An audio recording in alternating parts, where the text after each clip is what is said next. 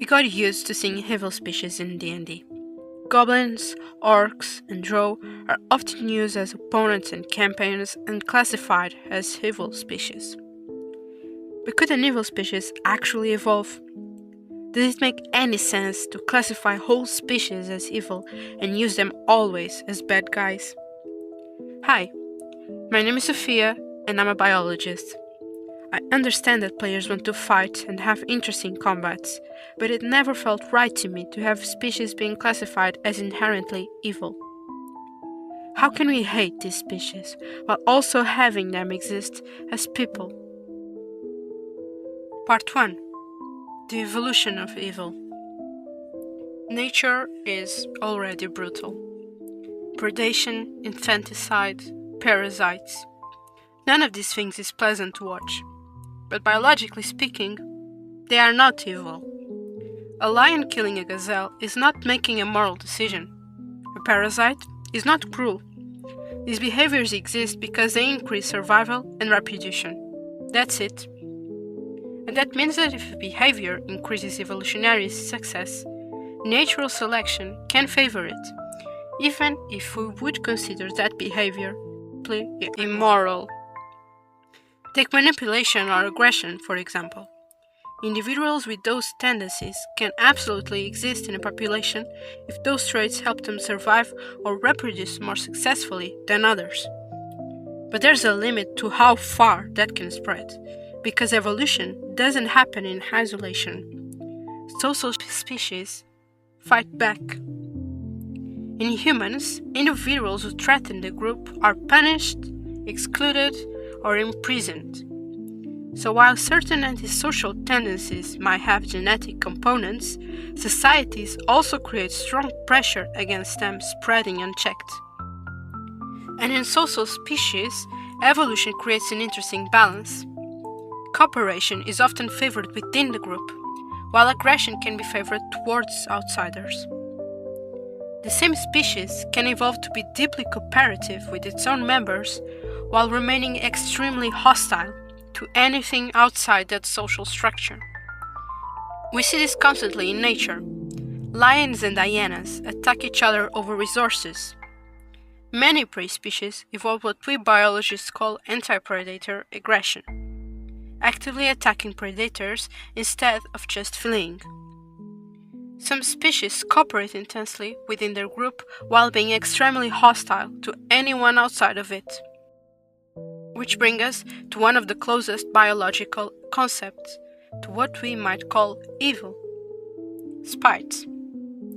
In biology, spite describes behaviors where an organism harms another individual while also paying a cost itself. At first, this sounds irrational. Why would evolution favor something costly? But imagine several groups competing for the same limited resource. If individuals from one group are willing to attack rival groups, even at personal risk, they reduce competition for the rest of their own group. And if that helps their relatives survive and reproduce, the genes associated with that behavior can still spread. So natural selection can favor organisms willing to suffer costs in order to harm outsiders. Over time, this could create highly xenophobic species, extremely cooperative internally, but violently hostile towards anything outside the group. And here's where it gets interesting. There's another form of spite that we don't always think of as immoral: punishing individuals who break social rules.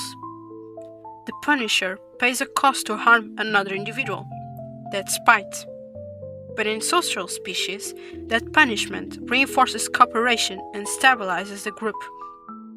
Which means the same biological behavior can be considered either good or evil depending on the moral system of the society around it. Part 2. So, could an evil species evolve? Well, that depends on what we mean by evil. If we are talking about creatures that simply enjoy suffering itself, that becomes very hard to justify biologically. Natural selection favors behaviors that increase survival and reproduction. Every behavior has a cost. energy, time, risk of injury, risk of death.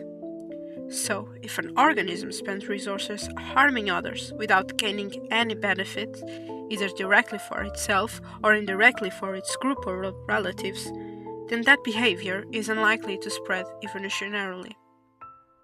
A species made entirely of creatures that waste energy, causing suffering for no adaptive reason, simply wouldn't be able to exist.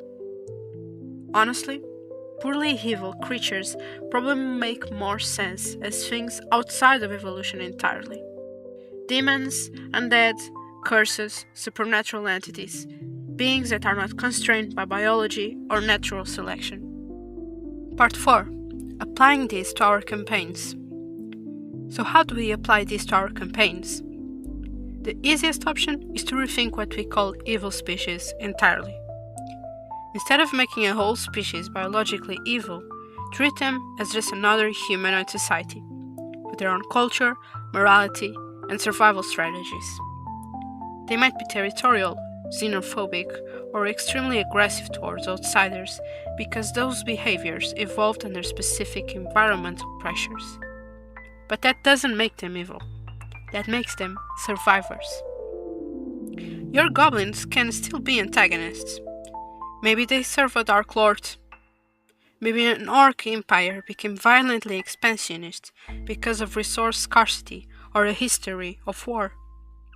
The difference is that these behaviors come from history, ecology, and culture, not from an entire species being born morally wrong.